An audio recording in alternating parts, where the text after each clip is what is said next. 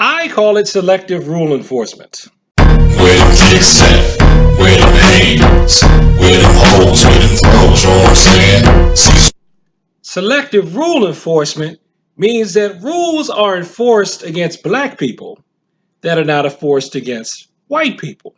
I know there are more than two races on earth, but I don't feel like saying people of color, but I can just say black people. And I'm mostly talking about black people. But if you're wondering if you're not included because I didn't say black or white, you know if you're included or not because you know if the rules are selectively enforced on you or not.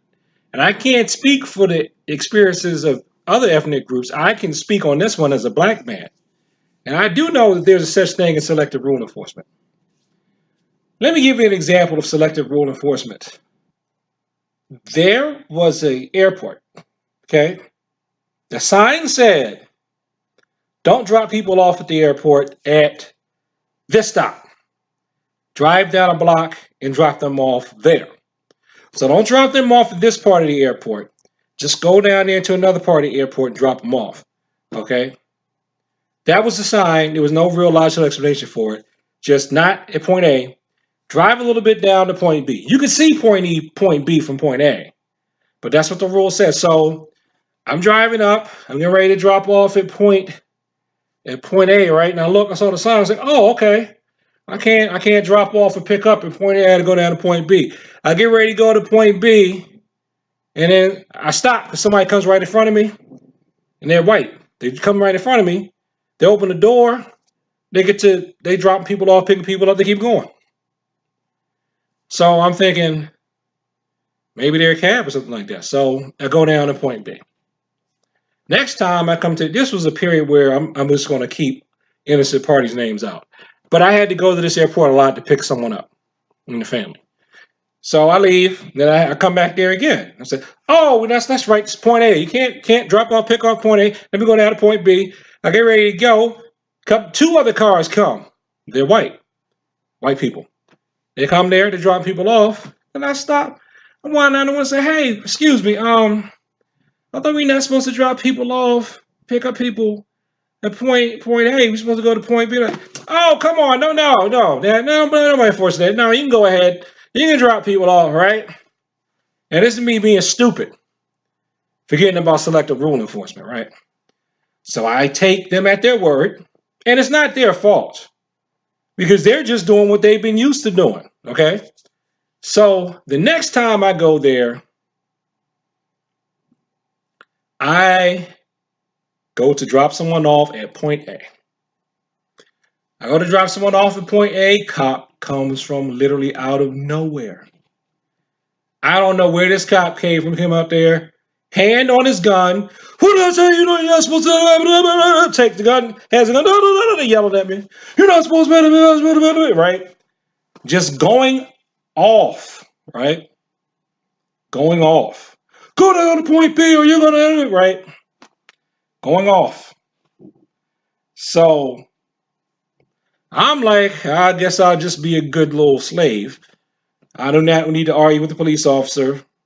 So I'm getting ready to drive, and a couple of people stop and look. A couple of white people stop, look at that cop. The cop's also white. This time it's just two people stop and look, and they're looking at him like, what are you doing? What's your problem? So I saw that. So what did I do? I stopped. I didn't go all the way down to point B. You might as well say I went to point A, point 5. So I didn't go all the way down to point B. I just stopped. Then the cop starts to creep towards me a little bit, and then a couple of other cars come behind me. These are white people. Stop. Drop people off, leave. Drop people off, leave. And then he looks at me, and I look at him.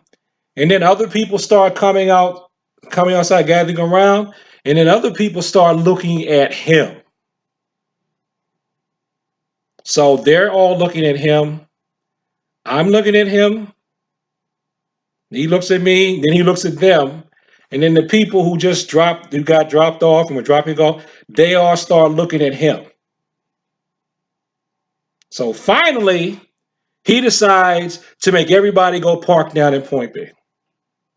He's waving, no, everyone go to Point B. Everyone go to Point B. All right. So he makes everyone go to Point B. And then by some strange reason, I get a call on the phone. I got to go back around there again because I think the person that forgot something that was being dropped off forgot something. So I go back down there, and the cop still sees me. He's like, no, point. I was like, are you sure, officer? Just go. Fine. So then I go down to Point B. That is selective rule enforcement. Everybody else is allowed to drop off, pick up at Point A, but not a black guy. He must go to Point B.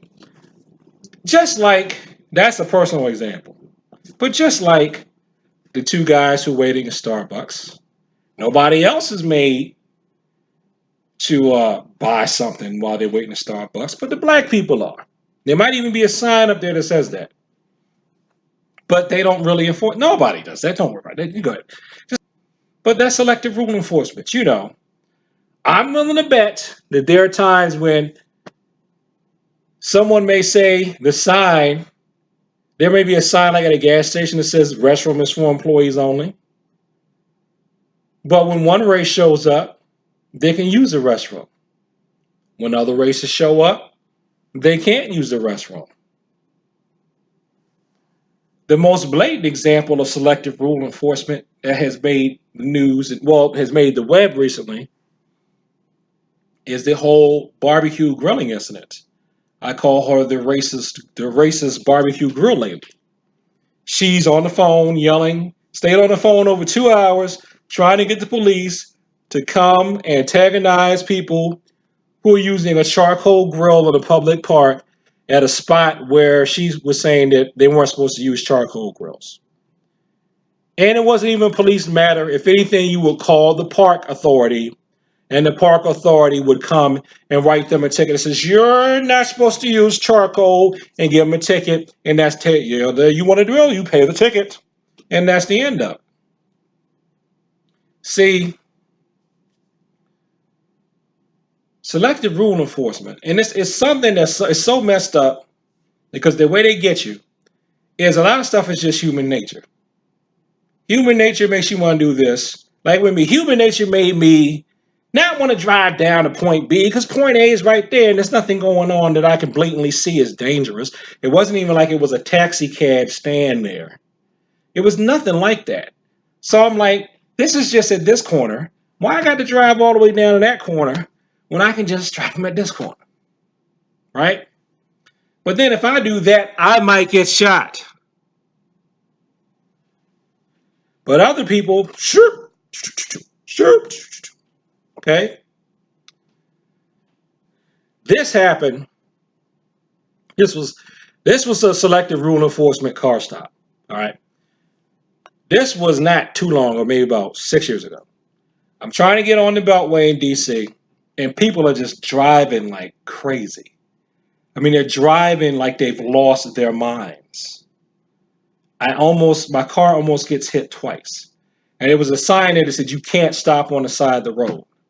But it's like, I either stop on the side of the road or I'm going to get rear-ended like I got rear-ended in November 2017. Like 6 months before I made this video. Following the rules, I get nailed in the back by a driver who wasn't paying attention. This would have been worse because they were speeding and they would have just smashed up the driver's side on me, right?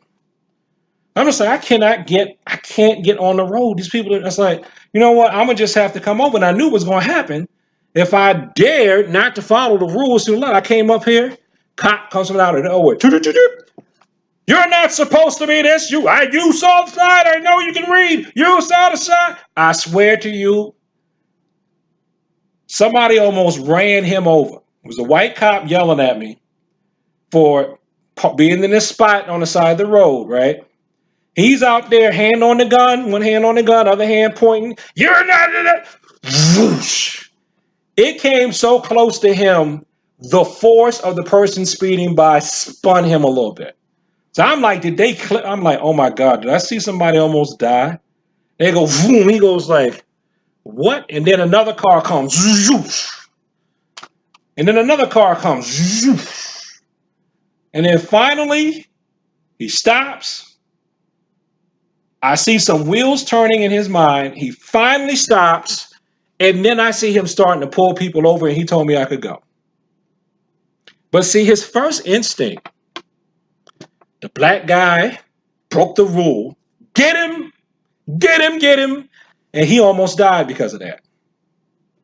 He almost died doing selective rule enforcement. It wasn't anything I did or said or nothing. That had been all on him. He didn't stop to think maybe there's a reason why he did that. If for some reason he'd ran my plates, he wouldn't have found anything criminal on there. That could have been a clue as to I wonder why this guy did this. I could have been having a heart attack or something. I'm getting up there, could have been, high blood pressure, whatever. God forbid if he's going to happen, but you know what I'm saying. Selective rule enforcement. So I complained about 15 minutes. Is there a solution? Nobody's going to like the solution. Short-term solution. Black people, you have to follow the rules as best you can. Especially black men. And ultimately, especially men, period. And that's a story for another video. Basically, if you are a man, you need to follow the rules as best you can. Are you going to get it right all the time? Heck no. Do I get it right all the time? Heck no. I'm a human being. I'm not perfect. I'm not doing this to say shame on you. I'm just telling you what's going on. Do your best to follow all the rules to the best of your ability so you don't have an excuse to come after you. Okay? While we do that in the short term, in the long term, make videos like this. Those of you who know decision makers, talk to decision makers. Stand up, speak up, stand up. Lobby whoever you need to lobby. And change the laws as you need to change the laws. Because I will give some white people credit for this. Like the example I gave at the airport, it was other white people who stopped, looked. They didn't have to say anything. They didn't say anything. They didn't, why are you harassing him? It was none of that annoying stuff. They just stopped and they just all looked in his direction. They didn't look mean. They just all looked in his direction and just like, what are you doing? They weren't disrespectful. Everybody just stopped, just looked. It was like, they was just looking like, what are you doing? Just paying attention. I call it shining light. Just shining a light on the darkness of snakes makes snakes go away. Okay? That's pretty much what you need to do. Evil needs a place to hide to do evil. Don't let it hide. Costs you nothing. You don't have to go out of your way to do it. I've done things to help people out. I don't go out of my way to do it. As you're going, if there's something you can do, you can do. Sometimes, I'm telling you, because I've stopped people from being kidnapped like this, sometimes just being there because they don't want any witnesses. Evil doesn't want witnesses to what it's doing. It's like, there's too much trouble. And it's not because of my appearance. It's just they don't want witnesses. They don't want people looking at them. So they stop and they go away. Once they learn some people looking at them, they might not do that particular type of evil. So thanks for watching this video. Sorry I went on a little long. Like, comment, and subscribe. Please share this. People like to talk about the martial arts. And peace.